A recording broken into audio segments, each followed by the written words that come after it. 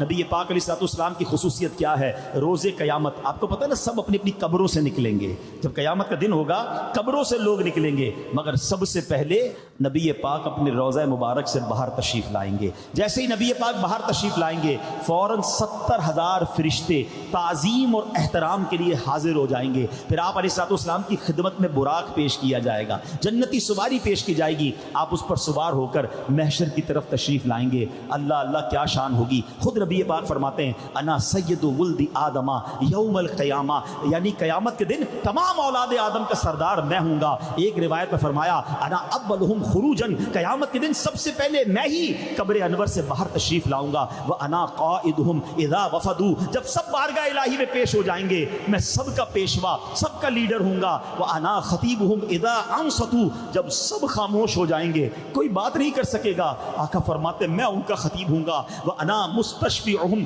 اذا حبسوا، جب انہیں روک لیا جائے گا حساب کتاب شروع نہیں ہو رہا ہوگا میں ان کی شفاعت فرماؤں گا. وانا مبشرہم اذا ایسوا، جب سب مایوس ہو جائیں گے میں انہیں خوشخبری سناؤں گا. الکرامۃ والمفاتیح یومئذ بیدی، اس دن بزرگی اور عزت بھی میری ہوگی اور جنت کی چابیاں بھی میرے ہاتھ میں ہوں گی.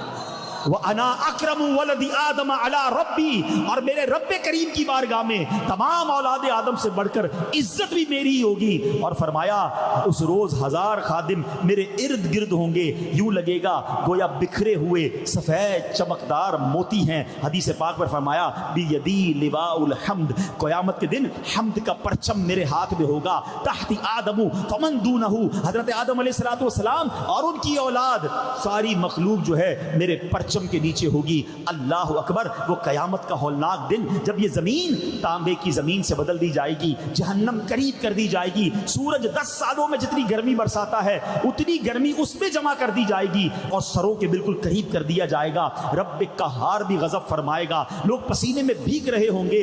گرمی ایسی کہ خدا بچائے، پیاس ایسی کہ خدا نہ دکھائے. کیسی پیاس ہوگی، پسینہ بہ بہ کر کئی گز زمین میں جذب ہو جائے گا. اب زمین میں پسینہ چوسنے کی جو جذب کرنے کی صلاحیت ہے وہ ختم ہو چکی ہوگی. اب پانی اوپر بڑھے گا، پسینے کا پانی اتنا بڑھے گا کسی کے ٹخنوں، کسی کے گھٹنوں، کسی کے سینے تک پسینہ ہوگا. اور اعمال کے مطابق گناہگار اپنے پسینے میں ڈبکیاں کھا رہے ہوں گے، گھبرا کر دل حلق میں آ جائیں گے. بہت عرصہ ایسے ہی گزر جائے گا. اب جب اتنا وقت گزر جائے گا محشر کے لوگ جمع ہوں گے، چلو چلو کسی سے شفاعت مانگتے ہیں، کسی سے مدد مانگتے ہیں، حساب کتاب تو شروع ہو جائے. آپ ذرا غور کیجئے، سخت گرمی ہو، آپ کو 10 منٹ کوئی روڈ پہ کھڑا کر دے، ذرا کھڑا رہیے میں آؤں گا، 10 منٹ نہیں گزرتے ہیں بندہ سایہ ڈھونڈتا ہے. اگر 2-4 گھنٹے کھڑا کر دے تو انتظار کتنا مشکل ہوگا.